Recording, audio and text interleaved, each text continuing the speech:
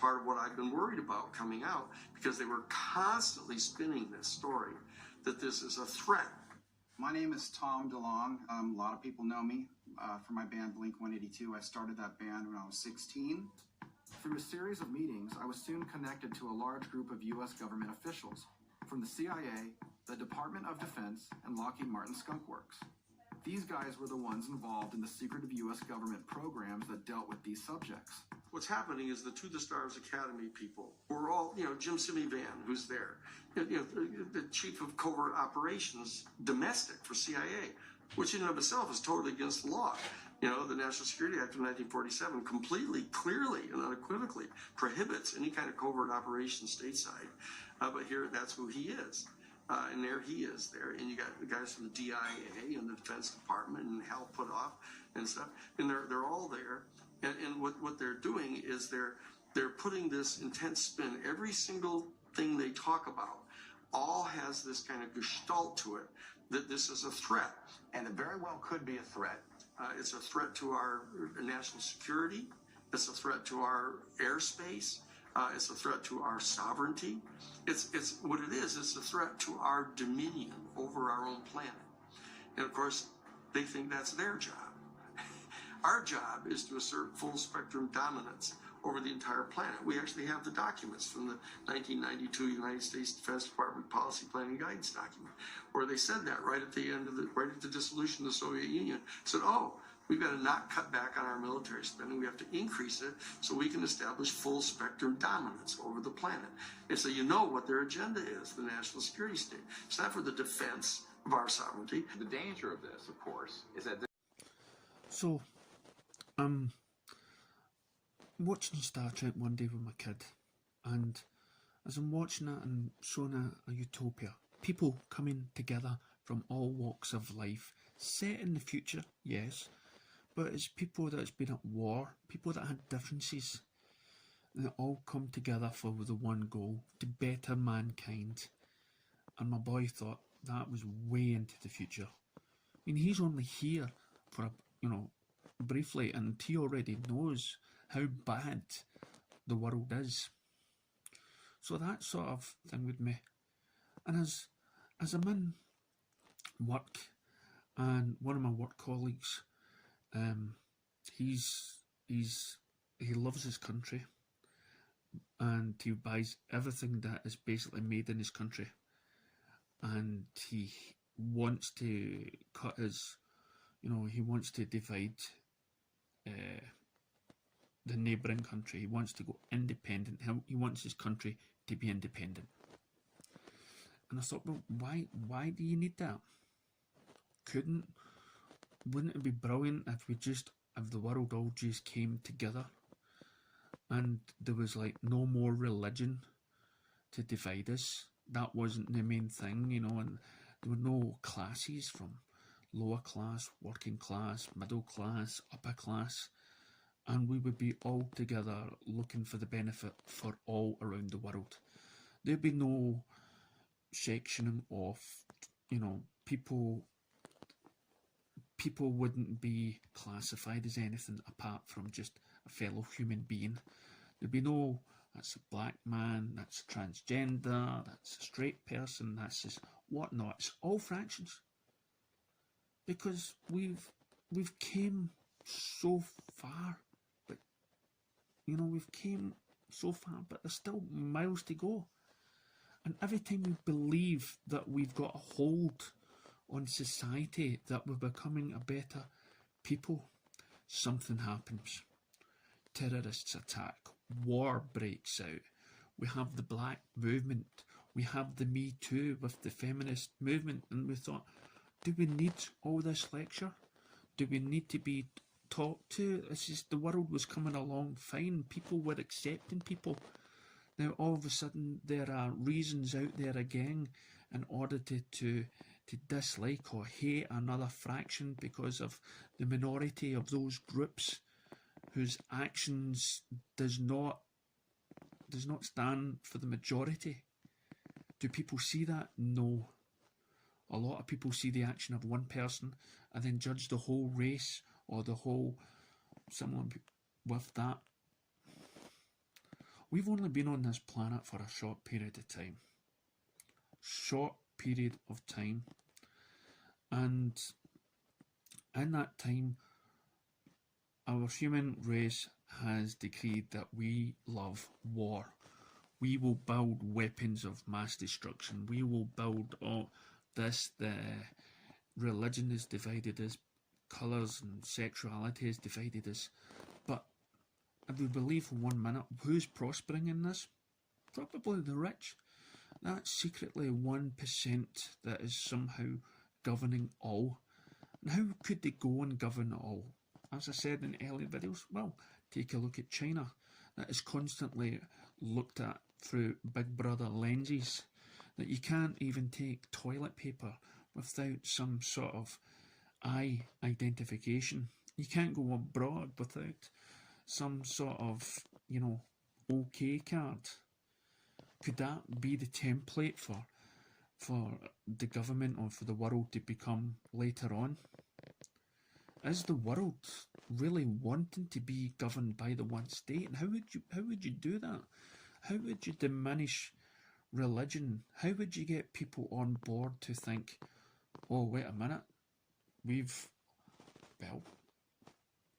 aliens. Yep, you could, aliens come down. Well, that's Jesus out the window. He's not there. Oh, look, they're doing stuff that is scary. They've got powers. They want to conquer us all. Have you not seen Independence Day? So what happens next? Well, of course, we all become the one government. But then again, over the last 100 years, world wars, hundreds of millions of people killed in war, the advent of weapons of mass destruction, our going into space in a competitive way with the Soviet Union for the Apollo projects and others, the degradation and destruction of our environment, our targeting of extraterrestrial assets around the Earth and in space, and successfully killing many ETs and downing their spacecraft. Out here in Fort Huachuca in Arizona, there's an underground facility where there are 9 different ET craft that are there with all the autopsy bodies. There's a man on my team who used to work in that facility near Tombstone, Arizona, not coincidentally, perhaps. This footage, captured by NASA's Discovery Space Shuttle on September 15, 1991, shows an extraterrestrial vehicle dodge an electronic weapon fired from Earth. Here, we see the craft slowly crossing the frame. There's a bright flash, and then it makes an abrupt right-angle turn and flies off. Moments after the turn, we see the shot fired across space where the craft had just been. Knowing all that, if they were hostile in the way we think of an invading hostile force, that would have been made abundantly clear to us the day we detonated the first atomic bomb. The fact is, they have shown remarkable restraint, almost a level of a Gandhian pacifism, not to have pushed back. So the threat isn't extraterrestrial, the threat is covert human. These secret projects are an existential threat to Earth, the environment, and to our peace in space and relationship with these civilizations. I remember being at Wright-Patterson Air Force Base, where a lot of the Roswell stuff ended up, and it was the Foreign Technology Division of the Air Force. And I was there to do a briefing, and the colonel said, well, what if these civilizations are a threat? He was trying to bring me into that view. And I said, sir, with all due respect, given the galactically stupid things you have been doing, if they were a threat, you would know it by now, and we would not be having this conversation and breathing the free air of Earth. It would have been point, set, match, over. What are the technologies that would permit an interstellar civilization to go from one star system to another? And we're not talking about Elon Musk's SpaceX or the Apollo rocket. We're talking technologically advances that are in the hundreds of thousands to millions of years past what we have operating on this planet. Those technological breakthroughs, if they were weaponized and in the possession of a hostile force, would be so devastating that you could target a planet and turn it into a pink mist floating through the cosmos if you were a hostile entity. What I have discovered in our contact with these civilizations, and we have had many hundreds of contact experiences with our CE5 teams around the world over the last 30 years, is that none of them are hostile, but quite a few of them are very concerned about our hostility and are doing things to try to contain that. But our destiny beyond the earth is not only a matter of national identity, but a matter of national security. It is not enough to merely have an American presence in space. We must have American dominance in space. They want to project out into the stars their dominion.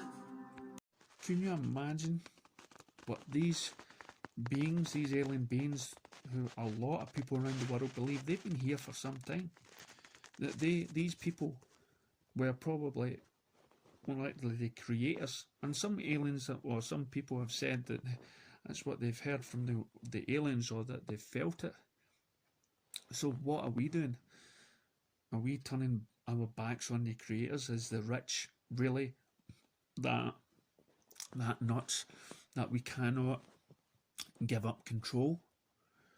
That we cannot look by our own wants and needs and see that there's people out, that there's people out there that's actually feeling we don't need to worry about life or death or anything like that, because we know that life continues on.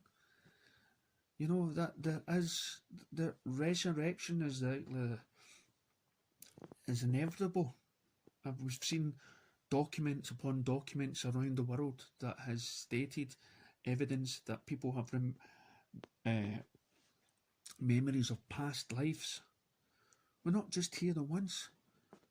So if there are beings here that help make us who we are just now, that there is video evidence of these people, taking down weapons of mass destruction and being cautious and hiding away and waiting for us to call for them, waiting for us to put aside our differences and get to that. They've got a lot of patience. We are still infinite. Well, not infinite. We are still young and immature, but we have power. Look at the people that walked with Gandhi. Look at the people that walked with Martin Luther King. We are the people that can rise up and question the governments. We can have a one government for the whole planet, but not for the reasons that they want. It'll be the reasons that we want. That the fact that everybody we see on this planet, I was given a document today and it asked me to describe myself. Sex, what am I, white male, what religion I am I disabled, am I that? I couldn't answer that, because I don't want to be put in a category. I don't want to be divided. We're all one being. We're all one human being having this life experience. Do not put people in sections. Do not say, there's the Americans, there's the English, there's the Scots, there's the Irish. No, we're all the same. Our politicians, our religious leaders are all different. They all want different. But if we can put all that aside, and I'm not talking about a utopia. Of course there will always be disagreements. But it will be disagreements on the best thing for humanity going forward. And not war between ourselves. So yes, a one government is a good idea. But not the way these rich 1% people, and they are the 1% because not everyone's a billionaire, that, they're not the ones in charge.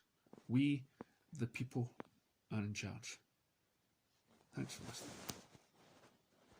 Is that this is exactly what all fascistic demagogues do to an innocent target, whether it be Jews in Germany or African Americans in this country. They will create sort of a boogeyman effect to try to get people mobilized against it. One ugly. Do things so that the public will accept in blood and treasure the sacrifices needed to to have an interplanetary war. I'm quoting. Bombshell CIA documents, previously published by the Disclosure Project, reveal a decades-long psychological warfare campaign to cultivate a culture of fear towards extraterrestrials. It's interesting that Hollywood and the clandestine services are both spend most of their time convincing people that something that's not true is in fact true. I think probably Hollywood is full of CIA agents, and we just don't know it. And I wouldn't be surprised at all to discover that this was extremely common. Intelligence assets within Hollywood have made billions of dollars popularizing the narrative that humanity's first encounter with ETs will be a devastating bloodbath.